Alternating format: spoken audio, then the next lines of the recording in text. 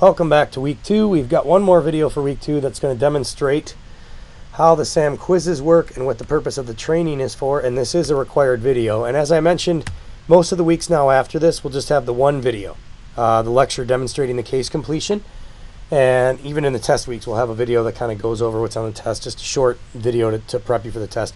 It's just the earlier weeks because you're just learning how the course works that we do have multiple videos. So here we're going to cover the SAM quiz process and the SAM training. Okay, now I'm going to jump over to SAM, which I already have open here. And with SAM open, you can see I've got everything set up here. As I keep mentioning, it's kind of annoying the way it sorts. It starts with everything that has a 1 in front of it first, and then you're down in your week 2. So with week 2, I have a quiz module, a quiz assignment, and I have a training assignment. Now, if you never even open up one training module through the entire semester, it will not affect your mark. Okay, the training is there if you have trouble on the quiz. So every question that is on each week's quiz, that identical question list is in the training, except when you open up the training, it actually demonstrates for you in whatever method you choose. You can choose the variety of demos. It'll demonstrate to you with the voiceover that tells you what to do. It'll show you the mouse actions. It'll give you the answers to each question. So I'm not going to bother opening the training. It works the same as the quiz. You open it and run it the same way. I just want to make sure you know it's there. If you can't get your mark on the quiz, so the quiz, you have to get at least a 70, as you see here, and it was all explained in FOL. So if you get a 75 or a 99 or 100, when it transfers over to FOL, as long as you submitted it on time, that mark will just be 100%. It's pass-fail. You can take it up to 50 times if you want, which is very generous, and as long as you, by the weekly deadline for that week, submit this quiz at least one time with over a 70, we always see the highest mark anyway. We're not going to have an issue. You don't have to tell us how many times you took it. Then you get your pass mark in FOL. That's it. This is something that will take the skills you learned in the case and just apply them in a variety of different ways. It can be a bit quirky and it can be a bit tricky. That's why I don't test you using the quiz environment per se. I do have an MOS test near the end of the semester that uses a similar platform, but it runs a little better. So we're going to click Start, and when you click Start, it will open up the quiz. Now I already had the quiz open, so I'm going to submit this and actually restart it really quickly. It's not going to go that fast for you, okay? So when you go to start the quiz, likely what's going to happen is it's going to need to take a bit of time to start up because it's HTML5. So when I start mine here, see the little thing, the gear turning? That's totally normal. It can take up to 2 minutes actually, and that's not a big deal. Once it's running, you're good, okay? And you're not going to have any issues. HTML5 is high quality coding. So I'm going to pause. I got a lot of stuff running on my computer right now. I'm just going to pause it in case it takes more than a minute. Okay, so here we are and we're up and running. And by the way, you may get a message. Even you may have to wait so long. It depends on how slow your connection is. You may get a message from your browser that says the script is not responding. Would you like to wait or continue or kill the script? Always hit continue. I've only had that once ever, but if you're working with a slower connection, that may or may not happen. And you just want to, hit continue. So here's a question. Set the custom margins by changing the left and right margins to be, so we've done margins. We did margins in one of our cases. It was this week actually. We didn't do custom margins, but we did margins. So you know where to go for margins. I even talked about custom margins in the video.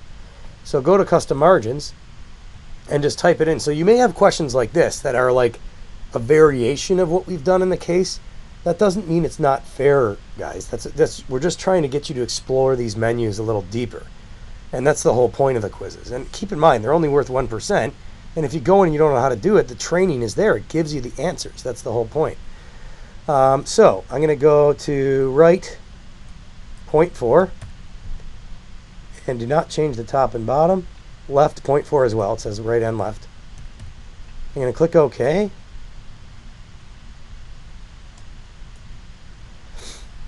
And it tells me it's correct. Cool. Awesome. And it takes me to the next question. So it'll take a bit of time to work depending on your connection speed, but everything is pretty good. So if you want to see the tasks that you are to do on this quiz, if you're trying to do one thing over and over again, you can expand the task list right there. You can skip around right here. So you can skip to the next one right there. If I just wanted to like skip to another skip to another question in the quiz. I could go, let's say I want to do the fill color question. I could go and double click on it. It'll go right to that question. So you can skip around as you're doing it. Most people just take it in the order they get it in. It won't be in the same order as your neighbor in class, but so here's a question that I'm going to deliberately mess up. It says change the fill color of E4. Oh, cool. Okay, so I'm going to go to A4, change the fill color, 60%. Yeah, okay, so that's 60%. I'm going to click on it. Now, that's not the right thing to do. It actually said E4, and you have to pay attention to the direction. So see there, it took an attempt away from me. And now, if I run out of them, then I'd actually get the question wrong. So you need to pay attention to the questions. This is not tough stuff. It's always either a variation of, or we obviously did fill color on the case. So click on E4, go here, go to the proper fill color, click the fill color, and if you hover over, you'll still get the fill color names too. Answer correct, you're on to the next one. And I mean, that's it. That's the process. I really don't need to make this video any longer because you guys will understand what to do once you take your first quiz. It's a piece of cake. Once you're done, if you decide you've gotten enough to get 70%, don't just hit X. And if you hit the X, it should still save the quiz as in progress in your SAM account. You could go back to it later. Once you're done, you want to hit submit, okay? And if you finish all the questions, it's going to prompt you to do that anyway. So you hit submit, you click OK. I have not completed all the tasks. And then it gives you the mark right there. I only got a 10% because I only did 2 right out of 20, right? Your job is to get at least a 70. I would just do the best you can. Okay, and then you can close. So the quizzes are kind of cool in the sense that they tell you how you did immediately when you're done with them. You don't even have to go into reports. But if you did go into the reports, are just for the cases actually.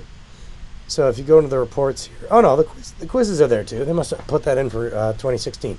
So yeah, I correct myself. If you go into reports, you can get your marks in the same place. Okay, and you can also get your marks in gradebook. Assuming your professor has set that up, which I haven't done yet. So yeah, once your professor sets that up, you can see them there. But it's always easiest just to go to reports.